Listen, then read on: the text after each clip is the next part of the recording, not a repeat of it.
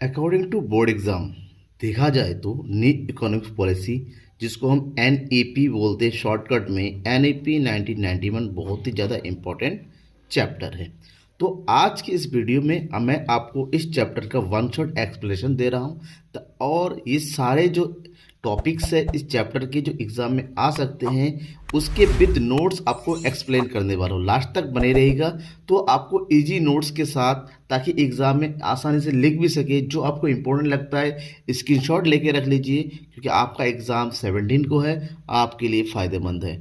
देखिए, new economic policy 1991 को impose हुआ, और ये इसलिए इम्पोज हुआ क्योंकि इकोनॉमी में जो हमारे इकोनॉमी में डिक्लाइन आ रहा था, उस डिक्लाइन को से उबरने के लिए इकोनॉमिक रिफॉर्म्स लाया जाना था। जब इकोनॉमिक रिफॉर्म्स लाया जाना था तो उसमें जो रिफॉर्म किया गया है उसको शॉर्टकट में बोला जाता है एलपीजी, इसलिए इसको एलपीजी पॉलिसी भी बोलते हैं। अब यहाँ पर जो इकोनॉमिक रिफॉर्म्स वो होता क्या है उसकी मीनिंग भी वन लाइन में समझ लीजिए।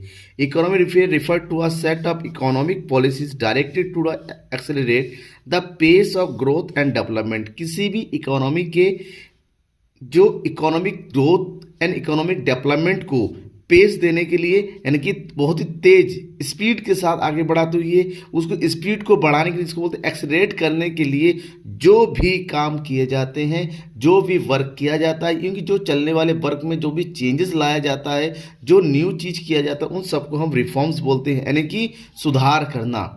दैट मीन्स यहाँ पर इकोनॉमी की डेवलपमेंट, ग्रोथ एंड डेवलपमेंट के लिए हमारी इकोनॉमी की पॉलिसी में कुछ चेंजेस किया गया जिसका नाम दिया गया इकोनॉमिक पॉलिसीज। और ये सारे चेंजेस हुआ 1991 में। 1991 में, ठीक है ना, गवर्नमेंट ऑफ इंडिया ने न्यू इकोनॉमिक पॉलिसी को अडॉप्ट किया, और इसलिए अडॉप्ट किया क्योंकि हमारी इकोनॉमी की जो क्राइसिस थी, हमारी इकोनॉमिक जो डिक्लाइंस थी, इन्फ्लेशन बढ़ रहा था, प्रोडक्टिविटी कम हो रही थी, जो पब्लिक सेक्टर थे वो सारे लॉस में जा रहे थे, वो सब जो है सोशल डेट में साबित हो रहे थे।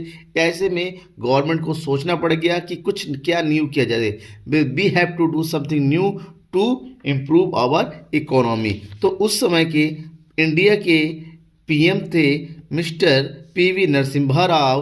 उन्होंने इस बात को देखा, समझा कि इकोनॉमी में कुछ चेंजेस होने चाहिए, और उस समय के जो फाइनेंस मिनिस्टर थे, जिनके बारे में हम बहुत अधिक समझते हैं, हमारे जो फॉर्मर प्राइम मिनिस्टर भी रह चुके हैं, मिस्टर डॉक्टर मनमोहन सिंह, इन्होंने जो है सजेशन दिया कि इकोनॉमी की जो पुरानी पॉलिसीज थी उसको बदला जाए, चेंज किया जाए, और उसकी जगह न्यू इकोनॉमिक पॉलिसी को लाया जाए। तो न्यू इकोनॉमिक पॉलिसी को लाया गया 1991 से, 1 अप्रैल 1991 से। और इस पॉलिसी के 3 कंपोनेंट है, 3 इंपॉर्टेंट रिफॉर्म्स किए गए, जिसको कैटेगरी किया गया है एल, पी और जी में।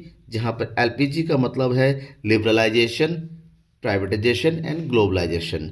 अब एक्चुअली में क्या था, जो आईपीआर बनाया गया था 1956 में, यहाँ पर हमारी इकोनॉमी को मिक्स इकोनॉमी में रखा गया था। हमारी इकोनॉमी के इंडस्ट्री को 3 कैटेगरी में डिवाइड किया गया था, और प्राइवेट सेक्टर को सेकेंडरी सेक्टर में रख के, सेकेंडरी लीड पे रख के, उसके ऊपर बहुत सारे लाइसेंसिंग, कोटा वगैरह सिस्टम अप्लाई किया गया, ताकि पब्लिक सेक्टर को आगे बढ़ाया जा सके for the welfare of the country. But welfare तो होना, बाद में 70-80 के डिकेड्स में आके वो नेगेटिव इम्पैक्ट पड़ने लगा। तो जो कुछ भी आईपीआर में किया गया था, जैसे licensing system, quota system, permit system, उसको एलपीजी पॉलिसी यानी कि न्यू इकोनॉमिक पॉलिसी में पूरा चेंज किया गया। लिबरलाइजेशन लाया गया लाइसेंसिंग की जगह पर, प्राइवेटाइजेशन लाया गया कोटा की जगह पर, और ग्लोबलाइजेशन लाया गया परमिट की जगह। अब न्यू इकोनॉमिक पॉलिसी में इन तीनों को क्या कर दिया गया, हटा दिया गया, या फिर इन तीनों को कहीं ना कहीं अलग अलग सेक्टर में कम किया गया, ताकि इजीली हमारे प्राइवेट सेक्टर, हमारे प्रोड्यूसर, हमारे जो इकोनॉमिस्ट थे वो सो फ्रीली काम कर सके और कंट्री की ग्रोथ एंड डेवलपमेंट को बढ़ा सके। इसका मतलब हम ये वन लाइन में ये स्टेटमेंट दे सकते हैं कि LPG replace LQP, licence, quota and permit. ठीक है, अब इन तीनों के बारे में हमें क्या करना है, एक्सप्लेन करना होगा, और तीनों को थोड़ा अलग अलग समझना होगा एक्चुअली में है क्या। सबसे पहले हमें समझने की बारी है प्राइवेटाइजेशन, जिसको हिंदी में बोला जाता है निजीकरण। दैट मीन्स एक ऐसी प्राइवेटाइजेशन एक ऐसा प्रोसेस है जहां पर पब्लिक जो प्राइवेट सेक्टर में जो रिस्ट्रिक्शन लगाए गए थे गवर्नमेंट के थ्रू, वो रिस्ट्रिक्शन को क्या किया, remove. That is it is the process of removal the restriction and controls over the private sector. इसलिए इसके बारे में हम डेफिनेशन लिख सकते हैं जब पूछा जाए आपसे कि removal of restriction over the private sector is known as liberalisation, या फिर liberalisation of the economy means freedom of the producing units, that means producers, from direct और physical controls impose by the government. 1956 जो IPL आ गया था, industrial policy resolution, उसमें private sector के ऊपर बहुत सारे रिस्ट्रिक्शन लाए गए थे। खासकर आपको कोई भी काम करना है, आपको न्यू बिजनेस ओपन करना है तभी लाइसेंस लेना पड़ेगा। आपने बिजनेस ओपन किया, उसको एक्सपेंड करना पड़ेगा तभी लाइसेंस। आपने अगर 5 मशीनों से काम कर रहे हैं, आपको अगर 1 मशीन और परचेज करना है तो लाइसेंस करना पड़ेगा। मतलब हर छोटी से छोटी बात के लिए लाइसेंस लाइसेंस लाइसेंस लेना पड़ता था। दफ्तरों के ऑफिस के चक्कर काटने पड़ जाते थे। इसमें ऑटोमेटिक जो प्रोडक्टिविटी डाउन होती थी और जो कॉस्ट था वो बढ़ जाता था। ऐसे में प्राइवेट सेक्टर आगे नहीं आ पाई। इसका नतीजा ही हुआ कि 1988 तक आते आते हमारी इकोनॉमी पूरी तरीके से इन्फ्लेशन में डूबी जा रही थी और हमारी इकोनॉमी का जो क्राइसिस है वो बढ़ता चला जा रहा था। और लिबरलाइजेशन में इसी चीज़ को समझा गया और प्राइवेट सेक्टर को एक फ्री हैंड दिया गया कि नहीं, जो रेस्ट्रिक्शन थे, जो कंट्रोल्स थे, उसको क्या कर दिया जाए, हटा दिया जाए। दैट मीन्स जो इंडस्ट्रियल लाइसेंस सिस्टम था, जो प्राइस कंट्रोल था, जो इंपोर्ट लाइसेंस लगाया गया था, जो फॉरेन एक्सचेंज कंट्रोल किया गया था, इन सबको क्या किया गया, रिमूव किया गया, ताकि प्राइवेट सेक्टर फ्री होके काम कर सके और इकोनॉमी की ग्रोथ एंड डेवलपमेंट में पार्टिसिपेट कर सके। अब हमें ये पढ़ना है कि एक्चुअली में लिबरलाइजेशन के अंदर क्या क्या गया है। तो लिबरलाइजेशन में जो रिफॉर्म्स हुए हैं उसको अलग अलग कैटेगरी में बांटा गया। नंबर 1, क्योंकि सबसे बड़ा रिफॉर्म यही है लिबरलाइजेशन, उसके बाद प्राइवेटाइजेशन एंड लास्ट इन दोनों का रिजल्ट था ग्लोबलाइजेशन। तो लिबरलाइजेशन को डिटेल से समझना जरूरी है। तो लिबरलाइजेशन को अगर रिफॉर्म्स को समझे, इसमें सबसे पहला रिफॉर्म किया गया industrial sector reform. Industrial sector में कौन कौन से रिफॉर्म्स किया गया ये समझना है। एवोल्यूशन ऑफ इंडस्ट्रियल लाइसेंस, सबसे पहली बात तो है जो इंडस्ट्री के ऊपर लाइसेंस सिस्टम बना के, इसको लाइसेंसिंग सिस्टम, हर काम में लाइसेंस लेना, लाइसेंस बना, उसको क्या किया गया, रिमूव किया गया, एक्सेप्ट ऑफ केवल कुछ सेक्टर को छोड़कर। मतलब कुछ सेक्टर ऐसे थे जो पब्लिक वेलफेयर से डायरेक्ट जुड़े हुए थे। For example liquor, cigarette, defence equipments, industrial explosives and dangerous chemical. इन चीज़ों के ऊपर अगर आपको बिजनेस करना है, आपको इंडस्ट्री लगानी है, तो आपको पहले गवर्नमेंट की मंजूरी लेनी पड़ेगी, आपको लाइसेंस लेना पड़ेगा, जो कि सही भी है क्योंकि ये जो पब्लिक की वेलफेयर से जुड़ा हुआ है, ये जो है बहुत ही ज़्यादा सेंसिटिव मैटर है, जिसके लिए लाइसेंस लेना जरूरी है। हर किसी को अगर कह दिया कि अपनी मर्जी से काम करो तो law defence and law system जो हमारा गड़बड़ा सकता है। देन इन 5 सेक्टर को छोड़ के हर किसी सेक्टर पर लाइसेंस लगाया गया था। नॉर्मल प्रोडक्टिविटी फेयर वो सब हटा दिया गया।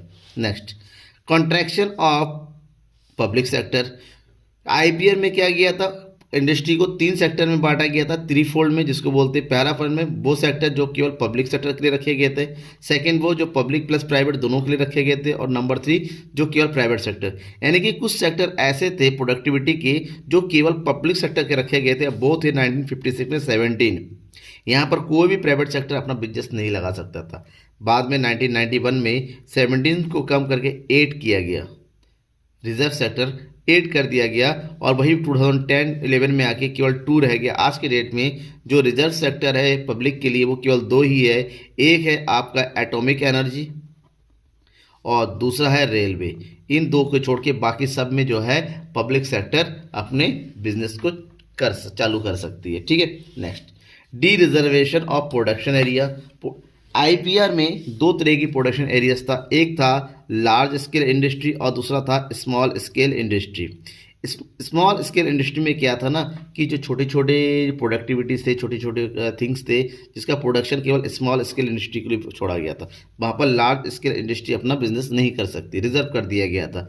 लेकिन 1991 में इस चीज़ को पूरी तरीके से हटा दिया।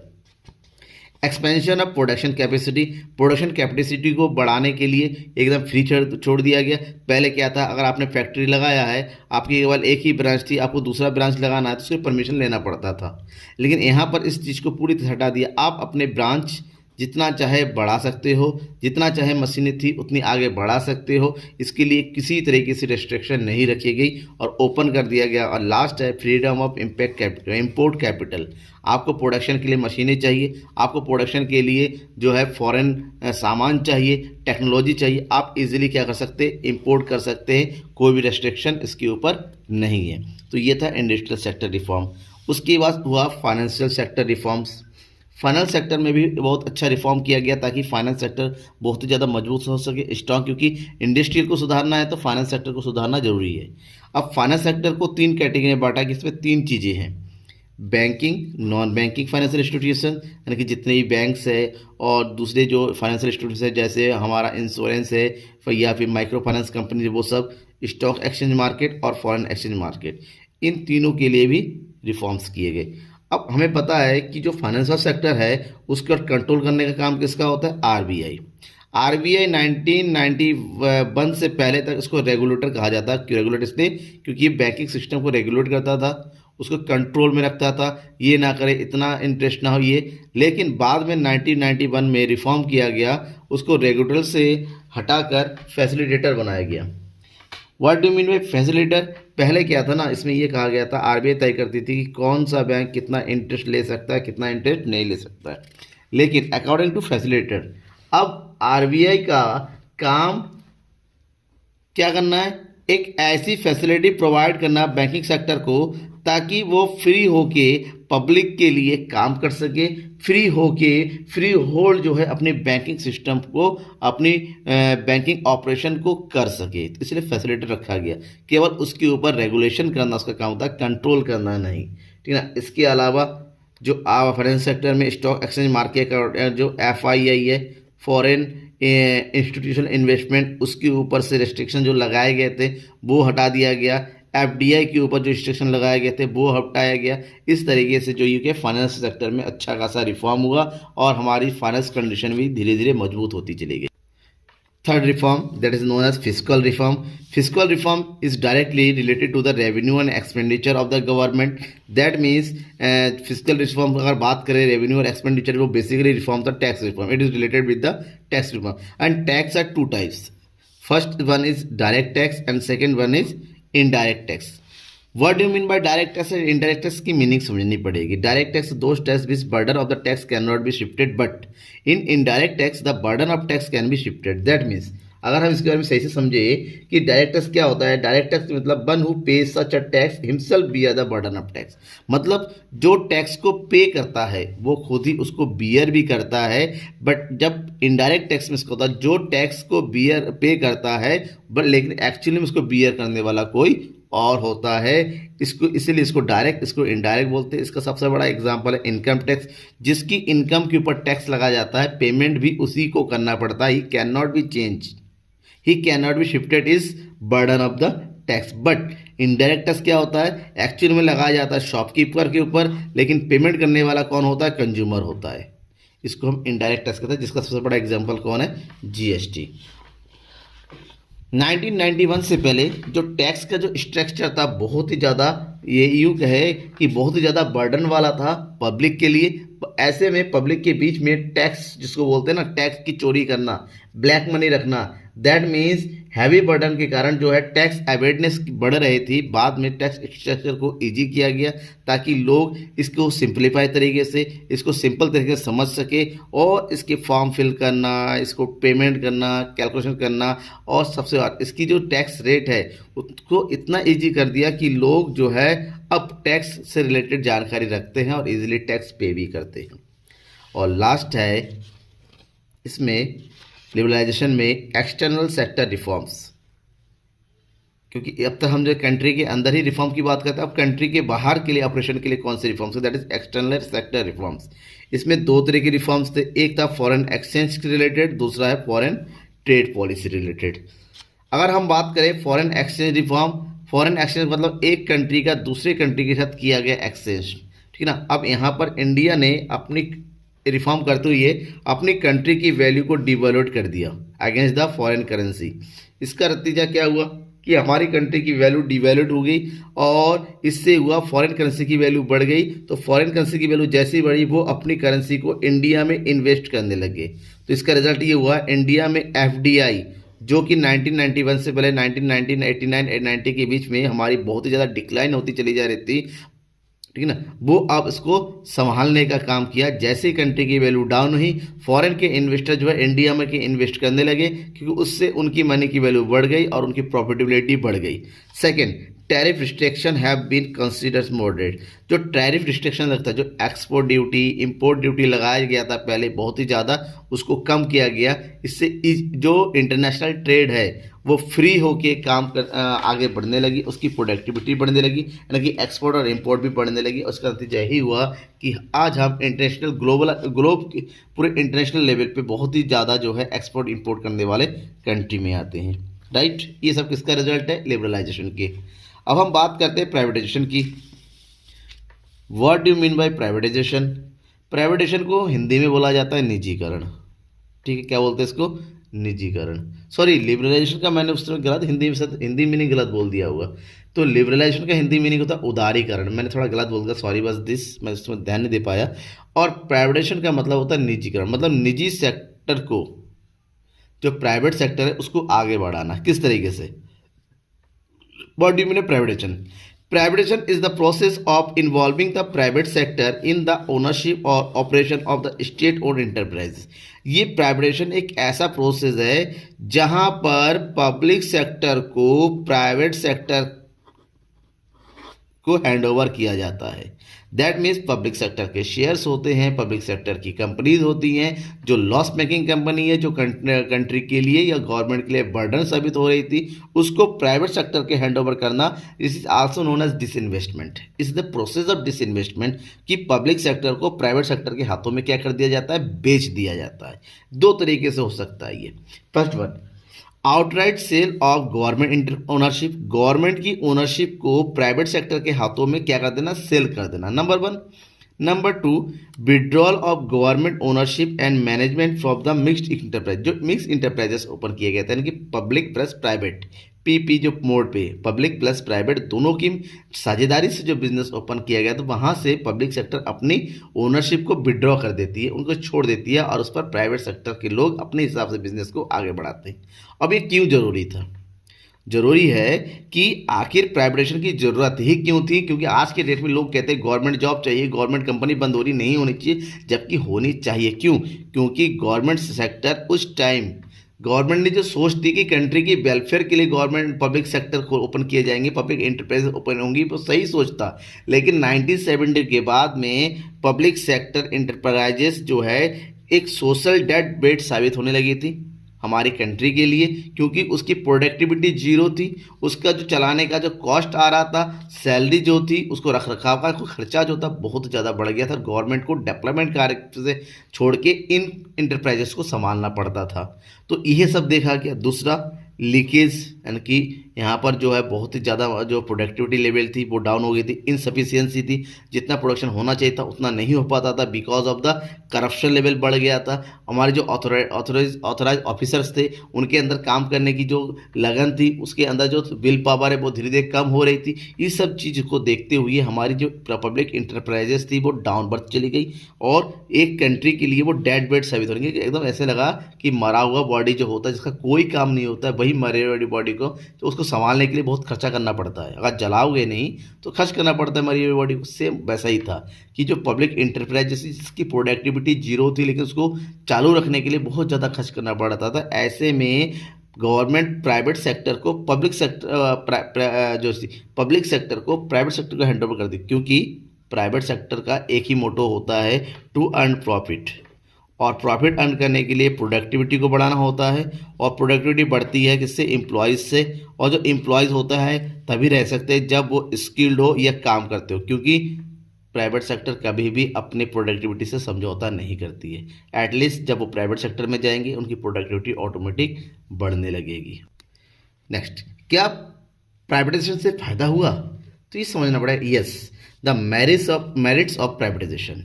First, high productivity. Private sector में गया, मैंने भी बताया प्राइवेट सेक्टर का एक ही मोटिव होता है, टू अर्न प्रॉफिट। प्रॉफिट तभी होता है जब प्रोडक्टिविटी बढ़ती है, और प्रोडक्टिविटी तभी बढ़ती है जब लोगों की वर्क एफिशिएंसी बढ़ती है। जितना काम होता है उससे ज़्यादा काम लेना एफिशिएंसी को बढ़ाती है, और एफिशिएंसी जब बढ़ेगी ऑटोमेटिक प्रोडक्टिविटी भी बढ़ेगी।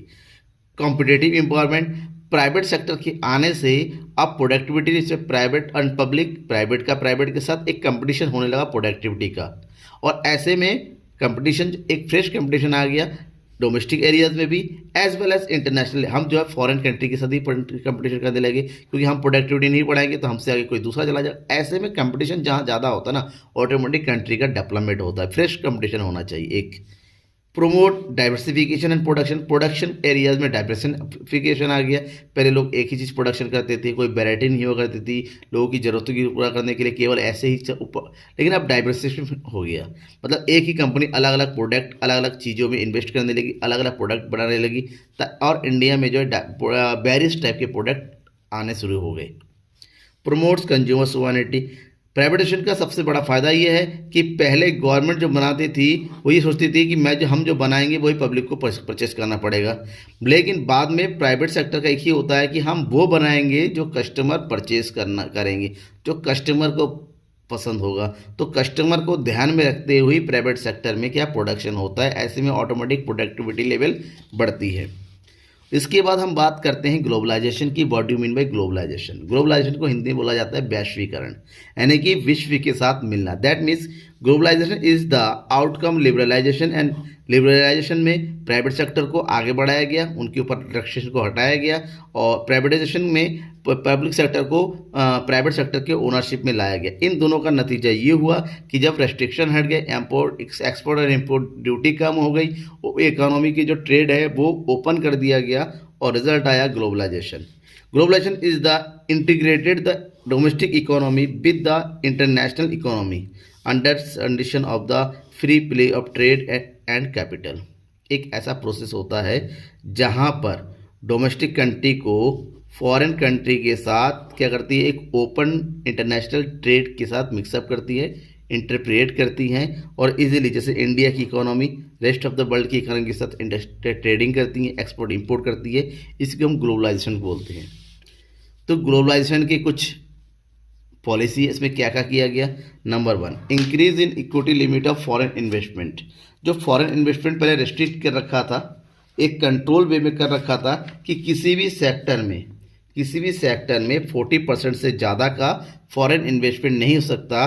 तो लेकिन न्यू इकोनॉमिक पॉलिसी के अकॉर्डिंग इसको बढ़ाकर 51 से 100% तक, किसी में 100% है, यानी कि टोटल इंडस्ट्री का 47 प्रोडक्ट ऐसे इंडस्ट्रीज ऐसे है जहां पर 100% फॉरेन इन्वेस्टमेंट हो सकता है। रिजल्ट ये हुआ कि धीरे धीरे इंडिया में फॉरेन इन्वेस्टमेंट बढ़ता गया, और हमारा फॉरेन रिजर्व क्या हो गया, एक बफर स्टॉक में आता चला गया। पार्शियल कन्वर्टिबिलिटी, ग्लोबलाइजेशन को बढ़ाने के लिए जो इंडिया की रुपीस की वैल्यू हो इस हिसाब से रखा गया ताकि फॉरेन करेंसी के साथ इजीली ट्रेड किया जा सके। इसका मतलब जो होता है, refers the sale and purchase of foreign currency at market price. Market price पे फॉरेन करेंसी को सेल एंड परचेज करने की एक अथॉरिटी दी गई, किसके साथ, रुपीज़ के साथ। ओपन मार्केट में रुपीज़ की वैल्यू तय होती है, उसी के थ्रू सेलिंग एंड परचेजिंग होती है। Long term trade policy, India ने अपनी ट्रेड पॉलिसी को चेंज किया, शॉर्ट टर्म से लॉन्ग टर्म में कन्वर्ट कर दिया, और इसका नतीजा ये हुआ कि जो फॉरेन ट्रेड के बाद जो भी रेस्ट्रिक्शन लगे हुए थे, जो भी कंट्रोल्स लगा हुआ था, हर बात पे गवर्नमेंट का और वो लेना, परमिशन लेना, इसको पूरी तरीके से रिमूव कर दिया गया। And last, reduction on tariffs. जो भी एक्सपोर्ट ड्यूटी होता है, जब हम कुछ एक्सपोर्ट करेंगे, जो भी इंपोर्ट ड्यूटी होता था, जो भी हम इंपोर्ट करने में लगने वाला था, इसको क्या किया गया, रिड्यूस किया गया। रिमूव नहीं, रिड्यूस किया गया, कम किया, क्योंकि टैरिफ तो लगनी जरूरी होती है। लेकिन टैक्स लगना, किसी सामान पर आज भी बहुत ज़्यादा टैक्स है, लेकिन किसी की चीज़ पर 0 टैक्स है, किसी चीज़ पर कम टैक्स है। तो ये टैक्स का होना जरूरी है, लेकिन इसको जितना ज़्यादा लगाया गया था उसको कम कर दिया गया। अब बात ये आती है कि क्या न्यू इकोनॉमिक पॉलिसी का कुछ फ़ायदा हुआ, उसका इम्पैक्ट क्या रहा। तो किसी भी चीज़ के इम्पैक्ट को 2 कैटेगरी में बांटा जा सकता है, एक पॉजिटिव इम्पैक्ट और एक दूसरा होता है नेगेटिव। तो यहाँ पर भी हम दोनों को समझेंगे। तो एलपीजी पॉलिसी के मेरिट्स क्या क्या है, यानी कि पॉजिटिव इम्पैक्ट क्या रहा। तो इसका हमारी इकोनॉमी का बहुत ही ज़्यादा जो है इसको फ़ायदा मिला। इसका किसका, एलपीजी पॉलिसी का। हमारी इकोनॉमी बहुत तेज़ी से आगे आई और आज के डेट में इसी का रिजल्ट है 1991 की पॉलिसी का कि आज हम पूरे वर्ल्ड के 5th नंबर 1 इकोनॉमी है, जबकि हमारी हालत बहुत ख़राब थी। तो ऐसे में क्या हुआ, सबसे number 1 vibrant economy. Vibrant economy का मतलब होता है हमारी इकोनॉमी का ग्रोथ है बहुत ही ज़्यादा तेज़ी से होने लगा, एक वाइब्रेंट वे में होने लगी, ठीक ना। और जीडीपी ग्रोथ ये बहुत ही इंपॉर्टेंट चीज़ है, इसमें बड़ी तेज़ी के साथ वृद्धि हुई, इंक्रीज हुई। Second, stimulated up industrial production. जो इंडस्ट्रियल प्रोडक्शन था, जो जिस हिसाब से चल रहा था 1991 के हिसाब से, उसके कई टाइम्स ज़्यादा उसकी प्रोडक्शन बढ़ गई, ठीक है, कई टाइम्स ज़्यादा।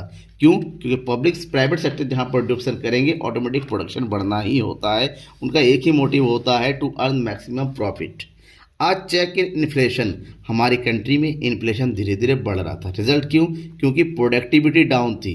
ऐसे में एग्रीगेट डिमांड जितना ज़्यादा था उसके कंपैरिजन में सप्लाई जो है बहुत कम था, और जहाँ पर डिमांड ज़्यादा होता है सप्लाई कम होता है, उसी चीज़ से इन्फ्लेशन पैदा होती है। और 1980 तक आते आते कंट्री की इन्फ्लेशन रेट बहुत ही ज़्यादा बढ़ गया था।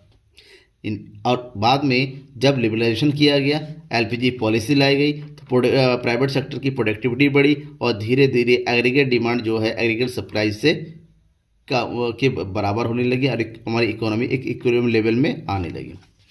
अ check on fiscal deficit, country के डेवलपमेंट को बनाए रखने के लिए, ठीक ना, और पब्लिक सेक्टर को चालू रखने के लिए गवर्नमेंट बहुत ज़्यादा उसके ऊपर खर्च करती थी। इससे क्या होता था, इकोनॉमी का गवर्नमेंट का जो डिफिसिट है, जिसको फिस्कल डिफिसिट कहते हैं, ये धीरे धीरे इंक्रीज होने लगा था।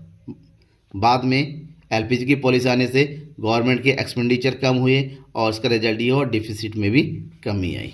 कंज्यूमर सोवर्निटी, एलपीजी पॉलिसी से ही है ना, आपने देखा होगा कि दुकान में जाते हैं, बोर्ड लगा होता है, ग्राहक ही राजा है, ग्राहक ही भगवान है। ये 1991 की पॉलिसी जहाँ पर कस्टमर को ध्यान में रखे हुए प्रोडक्शन होता है कि कस्टमर को एक्चुअल में क्या चाहिए। मार्केट में कस्टमर ही सबसे मेन होता है।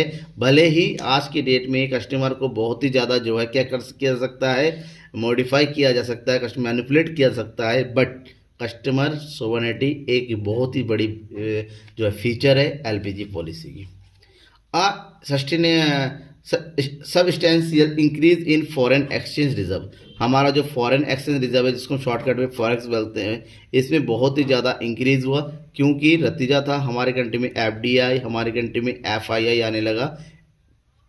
Next, flow of private foreign investment, पहले गवर्नमेंट के साथ इन्वेस्टमेंट होता था, अब डायरेक्टली जो प्राइवेट सेक्टर है, फॉरेन कंट्रीज़ की प्राइवेट कंपनीज़ है, मल्टीनेशनल कंपनीज़ है, वो सब भी इंडिया में आके इन्वेस्टमेंट करने लगी थी। Recognisation of India as an emerging economy, पूरे वर्ल्ड में इंडिया एक इमर्जिंग इकोनॉमिक पावर के रूप में बढ़ी है और लोगों की पहचान। आज भी हम पूरे वर्ल्ड की एक नया मार्केट देने वाली कंट्री है कि हम जो है पूरे वर्ल्ड हमारी तरफ देखती है कि एक ऐसा मार्केट है जहां पर अगर हम पैसा लगाते हैं तो हमें फ़ायदा होगा। इसके मतलब हम जो है इकोनॉमिक पावर के रूप में उभर रहे हैं। और लास्ट है shift of monopoly market to competitive market. पहले पब्लिक सेक्टर का बोलता, गवर्नमेंट प्रोडक्शन करती थी, गवर्नमेंट जो बनाती थी, गवर्नमेंट जो करती थी उसी को हर किसी को मानना पड़ता था। लेकिन अब प्राइवेट सेक्टर का होता है, यानी कंपटीशन होता है कि नहीं, पहले गवर्नमेंट की एक ही कंपनी थी, अब प्राइवेट की कम से कम 5 या 6 कंपनी होती है, बहुत ज़्यादा कंपनी होती है, और उनके बीच में क्या होता है, कंपटीशन, जिसका फ़ायदा किसको मिलता है, कंट्री को और कस्टमर को। तो ये है फ़ायदा एलपीजी का। लेकिन हर किसी का कुछ फ़ायदा होता है तो कुछ नुकसान भी होते हैं। दैट मीन्स हमें पढ़ना है डीमेरिट्स ऑफ एलपीजी।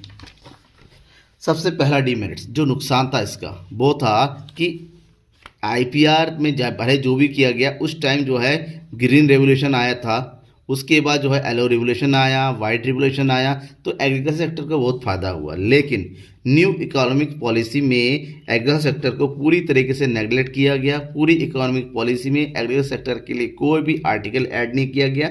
इसमें ये किसी भी तरह के प्रोविज़न नहीं किए गए कि एग्रीकल्चर सेक्टर को किस तरह से इम्प्रूव किया जाए, उसमें किस तरह से रिफॉर्म किया जाए, ताकि कंट्री के जो एग्रीकल्चर सेक्टर में मोस्ट ऑफ लोग इन्वॉल्व है उसको भी सुधारा जा सके। क्योंकि एग्रीकल्चर जब तक नहीं सुधरेगी कंट्री की इकोनॉमी भी डेवलप नहीं होगी। Second one, urbanisation concentration of growth process.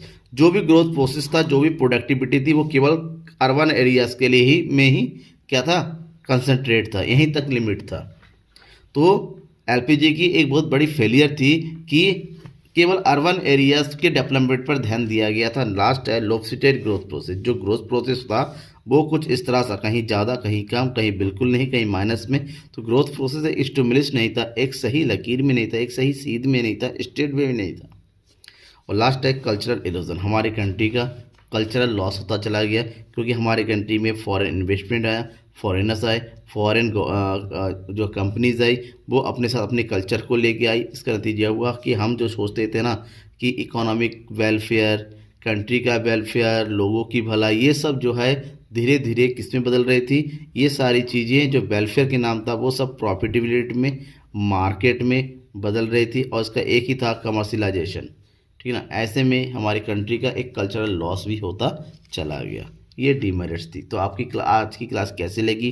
क्या आज की क्लास जो मैंने नोट्स बनाए हैं, जो चीज़ मैंने एक्सप्लेन किया है, वो आपके एग्जाम के लिए फ़ायदा में रहे, या फिर कोई डाउट है तो मुझे कमेंट सेक्शन में आके कमेंट करके ज़रूर बताइएगा। आपकी फीडबैक का मुझे इंतज़ार रहेगा।